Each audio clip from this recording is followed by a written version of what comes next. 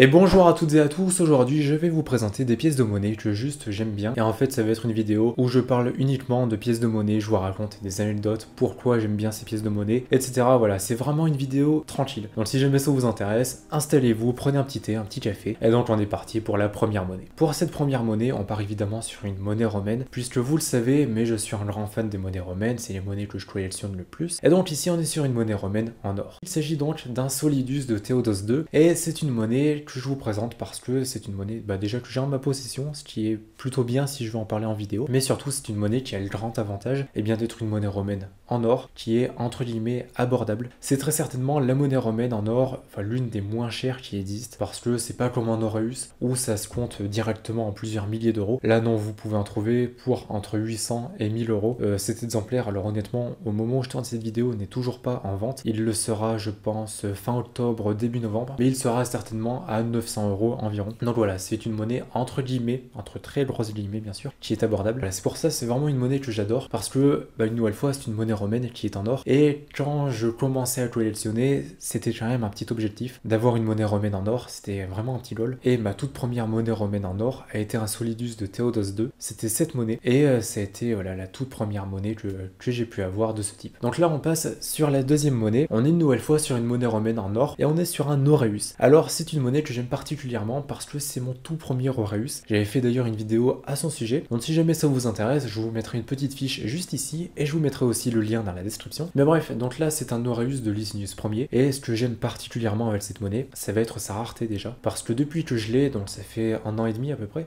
j'ai dû en voir que 3 à la vente, et ce dans le monde, je précise. Après je suis pas constamment en train de regarder s'il y en a ou pas à la vente, mais de ce que j'ai pu voir passer, j'en ai vu que 3, et donc voilà, c'est une monnaie déjà qui va être très rare, et surtout c'est une monnaie qui est gradée par NGC, donc ça ajoute toujours un petit bonus en plus à la monnaie, j'ai envie de dire. Donc voilà, c'est vraiment pour ça que j'adore cette monnaie, même si malheureusement, on va pas se le cacher, elle est pas en très bel état, mais bon, en même temps, c'était mon tout premier Aureus, et si j'avais pu l'avoir en FDC, évidemment je l'aurais fait, mais c'était bien sûr pas le cas. Enfin bref, voilà pour cette monnaie, j'en parle pas plus parce que j'ai déjà fait une vidéo complète à son sujet. Nouvelle monnaie, là on change totalement de registre, puisqu'on est sur un 2 réal espagnol qui date de 1589 et qui a été frappé par Philippe II. Alors la chose très importante, enfin du moins pour moi par rapport à cette monnaie, c'est que c'est une monnaie qui m'a été offerte par un abonné, donc il s'appelle Dan. D'ailleurs si jamais tu regardes la vidéo, merci encore. Donc en fait il m'a donné cette monnaie parce qu'en fait dans une vidéo j'avais dit qu'un jour j'aimerais bien avoir une monnaie qui fasse typé pirate, parce que quand j'étais petit, j'étais très fan de Pirates des Caraïbes, voilà, pour ceux qui connaissent les films. Et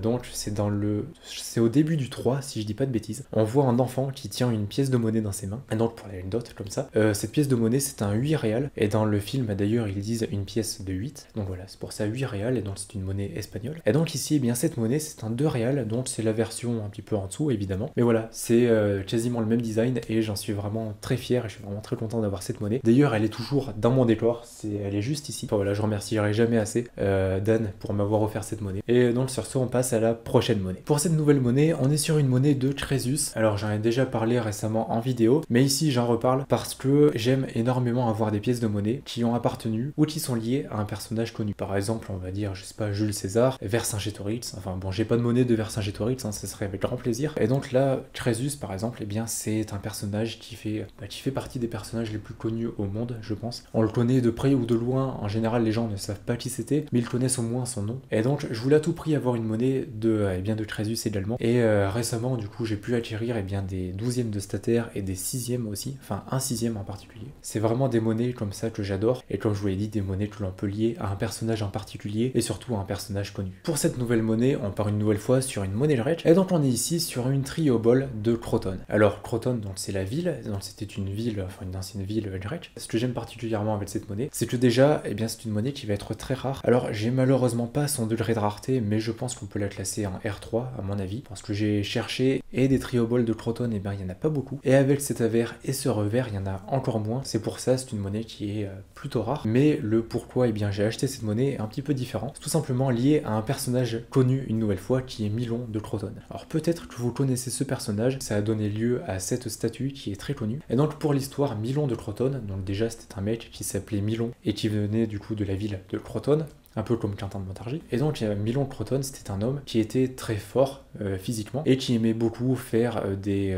compétitions sportives, etc. Le problème, c'est que personne ne lui arrivait réellement à la cheville et il essayait toujours de trouver un nouveau challenge à faire et il cherchait toujours à dépasser ses limites. Et donc un beau jour, il se promenait dans la forêt, il était seul et il est tombé sur un arbre. Donc enfin, il a trouvé un arbre qui était couché par terre, qui avait été coupé par des bûcherons, et les bûcherons avaient tenté de le pourfendre, donc de le couper en deux à l'aide de coins. Le problème, c'est que les bûcherons n'ont pas réussi, et ils ont donc laissé les coins dans l'arbre. Milon s'est alors dit qu'il pourrait couper l'arbre en deux de lui-même, enfin le pourfendre en deux, et donc il a commencé à mettre ses mains dans l'arbre et à tenter de l'écarter. Malheureusement pour lui, les coins ont alors glissé de l'arbre, sont sortis, et l'arbre s'est refermé sur ses mains. Il est donc resté bloqué. Il a alors appelé au secours, enfin on suppose, personne n'était là pour le vérifier, mais on suppose qu'il a appelé au secours. Mais malheureusement pour lui, une meute de loups est passée par là et l'a mangé. Et donc ça fait partie des morts les plus connes de l'histoire, enfin elle est considérée comme telle. Et c'est par rapport à cette histoire que je voulais avoir une monnaie de Croton. Oui, il y a des fois, faut pas aller chercher bien loin pour qu'une monnaie m'intéresse. Et donc j'ai acheté cette Triobol par rapport à ça, en sachant qu'il y a des fois, honnêtement, j'achète des pièces de monnaie, je les achète plus pour moi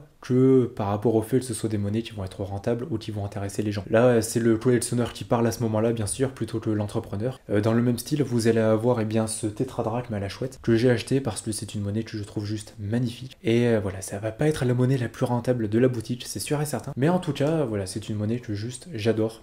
Et voilà, je vous en ai déjà parlé précédemment, enfin dans d'autres vidéos, donc je vais pas en reparler ici. Mais enfin bref, ça n'empêche que ce sont des monnaies bien sûr qui vont être à la vente parce que je peux pas les garder pour moi malheureusement. Mais peu importe, sur ce on passe donc à la prochaine monnaie. On passe maintenant donc à une monnaie que j'aime énormément, c'est un denier de Jules César. Alors des deniers de Jules César, j'en ai déjà eu quelques-uns sur la boutique, mais il faut savoir qu'à l'époque, quand j'ai commencé à collectionner, c'était vraiment un but. Enfin je veux dire, j'en voulais vraiment une à tout prix, et évidemment je pouvais pas me le permettre à l'époque. Et donc je suis vraiment content de pouvoir vous en présenter en vidéo. Donc là c'est un denier qui va être honnêtement plutôt classique, mais c'est une monnaie de Jules César. Et comme je vous l'ai dit précédemment pour la monnaie de Crésus, j'adore avoir des monnaies qui sont liées à des personnages spécifiques et surtout des personnages qui vont être célèbres comme l'est par exemple Jules César. Donc voilà, c'est vraiment une monnaie que j'adore par rapport à ça. Et évidemment il y a tout le côté historique bien sûr qu'il y a derrière, la rareté de la monnaie également, bon évidemment son prix aussi. Mais voilà, c'est vraiment des monnaies que j'aime particulièrement pour ça. Et puis voilà, je crois que je vous l'ai déjà présenté en vidéo il me semble. Enfin bref, voilà, sur ce on passe donc à la prochaine monnaie. Pour cette nouvelle monnaie, on part sur une monnaie royale, j'en ai pas parlé encore jusqu'à présent, et donc on est ici sur un écu d'or. Alors cet écu d'or pour les monnaies royales, et ce que le solidus c'est pour les monnaies romaines, c'est-à-dire que c'est une monnaie qui va être en or, et qui va certainement être parmi les plus abordables. Et donc là c'est un écu d'or de Charles VII, pour cette monnaie il faudra compter moins de 800 €, et donc là c'est vraiment des monnaies que personnellement j'aime beaucoup, parce que pareil, il y a quelques années, avoir une monnaie en or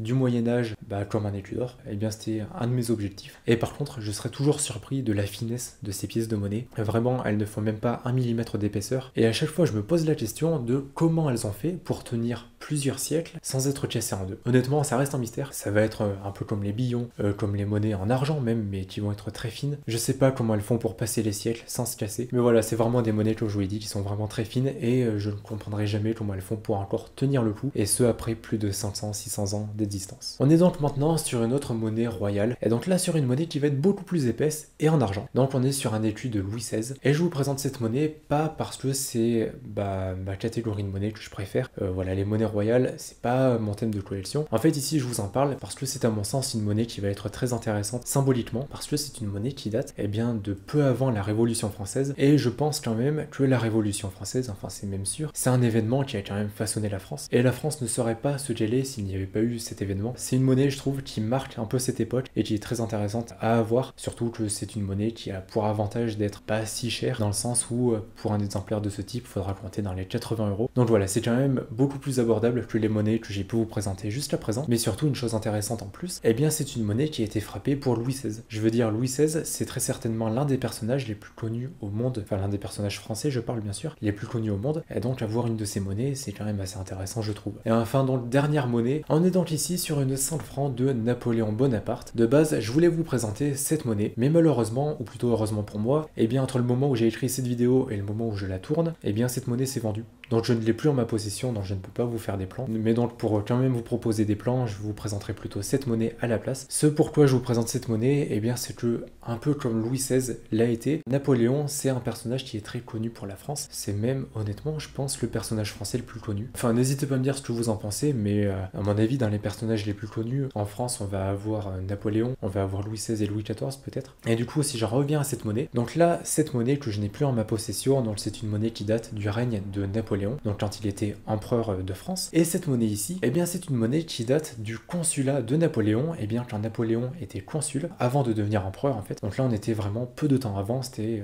à peine quelques années avant qu'il ne devienne empereur. Si vraiment je vous en parle, c'est parce qu'une nouvelle fois, c'est une monnaie qui symboliquement est assez intéressante, parce que comme j'ai pu vous le dire, Napoléon, tout le monde le connaît, et ce dans le monde entier, et c'est pour ça que c'est une monnaie qui est pas mal à avoir dans sa collection, même si c'est pas du tout votre thème de collection. Mais donc voilà, pour ces monnaies, c'était une vidéo beaucoup plus tranquille, où j'ai juste parlé de pièces de monnaie. J'espère que ça vous a intéressé, là c'était surtout le collectionneur qui parlait bien sûr. D'ailleurs dans les commentaires, n'hésitez pas à faire, comme j'ai pu le faire dans cette vidéo, à me dire quelle monnaie vous préférez, que ce soit dans votre collection, que ce soit de manière générale, pourquoi est-ce que vous les préférez. Ça peut être des raisons totalement idiotes, entre guillemets bien sûr, même s'il n'y a pas de raison idiote. Je veux dire pour ma part, si vous prenez la monnaie de Philippe II, c'est une monnaie que j'aime bien uniquement parce que c'est une monnaie qui fait style pirate, entre guillemets bien sûr. C'est une raison qui est totalement idiote, mais c'est la raison pour laquelle j'aime bien cette monnaie. Donc vraiment n'hésitez pas à me dire ça dans les commentaires. Mais en dehors de ça, comme d'habitude, vous retrouverez dans la description le lien vers mon site internet empiredesmonnaies.fr. Dessus vous y retrouverez des centaines de monnaies en vente. Vous avez des romaines, des féodales, des royales, des grecques, etc.